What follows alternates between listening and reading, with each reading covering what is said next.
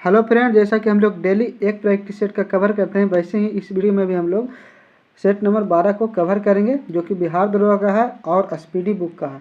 यह practice set last practice set है और इससे पहले के वीडियो में हम लोग 1 से लेकर 12 तक सेट प्रैक्टिस कवर करा दिए हैं, जो कि साइंस का प्रैक्टिस सेट है, कवर करा दिए हैं। नहीं देखें तो चैनल के प्ले लिस्ट में जाकर देख सकते हैं। और यदि आप लोग चैनल पर नए हैं तो चैनल को सब्सक्राइब करके जुड़ जाइए और अपने दोस्तों के पास शेयर कर दीजिए। उसके बाद हम लोग क्वेश्चन की तरफ चलेंगे। पहला क्वेश्चन है, रबर के संश्लेषण में प्रयोग किया जाता है। क्या प्रयोग किया जाता है? तो इसका राइट आंसर रहेगा आइसोप्रीन। रबर जो है आइसोप्रीन का बहुलक है। उसके बाद हम लोग चलेंगे, सोने के आभूषण बनाते समय इसमें मिलाया जाता है। क्या मिलाया जाता है? तो राइट आंसर हो जाएगा तांबा। आप लोग भी इसका आंसर कमेंट बॉक्स में कमेंट कीजिएगा। राइट आंसर तांबा। तांबा इसलिए मिलाया जाता है जिससे कि सोना कठोर हो सके। 24 कैरेट के सोना से ज्वेलरी नहीं बनाया जा सकता है क्योंकि बहुत मुलायम होता है। तो 18 कैरेट या 22 कैरेट के सोना से आभूषण बनाया जा सकता है, जो कि मजबूत होता है।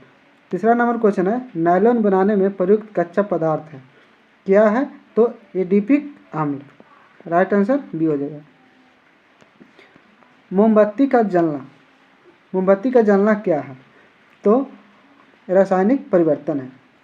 रासायनिक परिवर्तन है। रासायनिक परिवर्तन, भौतिक परिवर्तन। भौतिक परिवर्तन क्या होता है? जो पुनः वापस लौट जाए। मोमबत्ती है जो जलने के बाद वापस नहीं लौट सकता है, वो कि वाष्प बन के ख़त्म हो जाता है। तो यह हो गया रासायनिक परिवर्तन। और भौतिक परिवर्तन जो जैसे कि जल है, वाष्प बन गया तो वाष्प से जल बनाया जा सकता है, तो हो गया भौतिक परिवर्तन। तो इसका राइट आंसर हो जाएगा रासायनिक परिवर्तन। जो पूर्णतः नष्ट हो जाए उसे रासायनिक परिवर्तन कहते हैं, जिसे वापस लाया जा सके उसे भौतिक परिवर्तन कहते हैं। 5 नंबर क्वेश्चन देखेंगे हम लोग।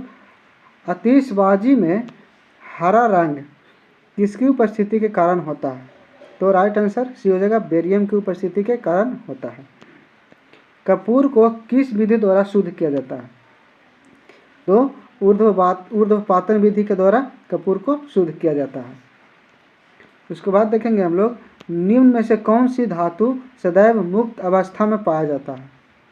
कौन सी धातु है जो मुक्त अवस्था में पाया जाता है? तो सोना। 7 का राइट आंसर ये हो जाएगा सोना। उसके बाद देखेंगे, पुराने तैल चित्रों के रंगों को फिर से उभारने के काम आता है। क्या काम आता है? तो इसका राइट आंसर हो जाएगा B, hydrogen peroxide. Hydrogen peroxide. 9 number question देखेंगे हम लोग, कौन सा तत्व सभी रंगीन यौगिक बनाता है? तो क्रोमियम। क्रोमियम तत्व है जो रंगीन यौगिक बनाता है। उसके बाद सबसे हल्का तत्व पूछ रहा है। सबसे हल्का तत्व है तो हाइड्रोजन। सबसे हल्का तत्व है हाइड्रोजन। उसके बाद देखेंगे हम लोग, सोना किस अम्ल में घुल जाता है? तो सोना घुल जाता है अम्ल राज में, मतलब इक्वा रिजिया में। राइट आंसर सी हो जाएगा यहाँ पे। दिया सलाई में प्रयुक्त होता है। क्या प्रयुक्त होता है? तो लाल phosphorus. Option number A right हो जाएगा। युद्ध में प्रयोग की जाने वाली गैस ल्यूसाइट बनाई जाती है। तो 13 का राइट आंसर हो जाएगा सी, एसिटिलीन। आप लोग भी कमेंट बॉक्स में आंसर कीजिएगा, जिससे कि पता चल सके कितना आंसर आप लोग सही कर पा रहे हैं। लार में पाया जाने वाला एंजाइम जो कि स्टार्च को ग्लूकोज में परिवर्तित करता है, तो क्या है? तो माल्टेस। ये ऑप्शन राइट हो जाएगा। पेट्रोल में विषैला मिश्रित पदार्थ है। विषैला मिश्रित पदार्थ क्या है? तो टेट्रा एथिल लेड, पेट्रोल में। उसके बाद देखेंगे, शुष्क धुलाई मतलब कि ड्राई क्लीनिंग के काम आता है। क्या आता है? तो बेंजीन। बी ऑप्शन राइट हो जाएगा। 17 नंबर क्वेश्चन देखेंगे अब हम लोग, दवा बनाने के काम आता है। दवा बनाने के काम आता है बेंजोइक अम्ल, बेंजोइक एसिड। सबसे अधिक संख्या में किस तत्व के यौगिक है? सबसे अधिक संख्या में किस तत्व के यौगिक है? तो कार्बन। उसके बाद देखेंगे, हैबर विधि से अमोनिया के निर्माण में निम्न में से उत्प्रेरक प्रयोग में लाया जाता है। क्या लाया जाता है? तो लोहा, जिसे Fe कहते हैं, लोहा, फेरस। नीला स्याही बनाने में प्रयोग किया जाता है। क्या प्रयोग किया जाता है? तो ferrous sulphate, ferrous sulphate. Rayon रेसे तैयार किए जाते हैं। रेयॉन रेसे तैयार किए जाते हैं, राइट आंसर हो जाएगा सेलुलोज से। नाभि का आकार है, नाभि का आकार क्या है? तो 10⁻⁻15 मीटर। निम्न में अस्थायी कण है, अस्थायी पूछ रहा है, यहाँ पे हम लोग देखेंगे इसका राइट आंसर क्या होगा? न्यूट्रॉन। अस्थायी कण है, वह स्थायी नहीं रहता।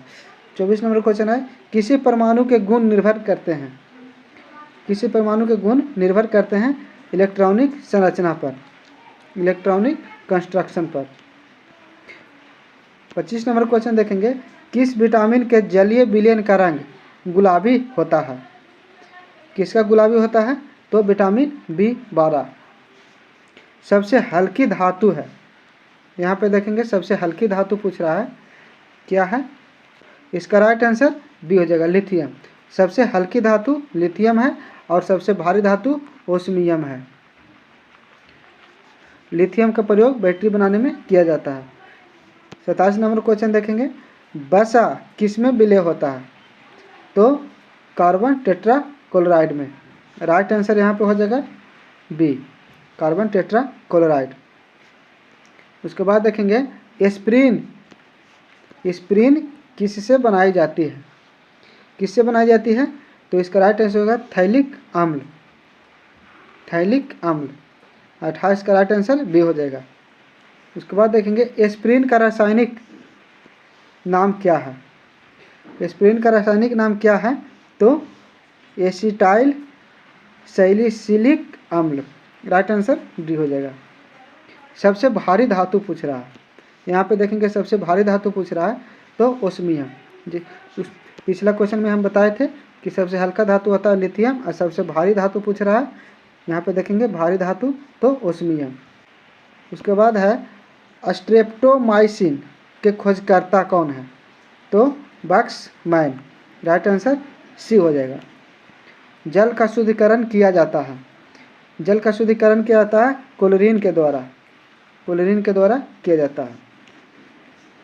सबसे अधिक विद्युत ऋणीय तत्व है, तो सबसे अधिक विद्युत ऋणीय तत्व है फ्लोरीन।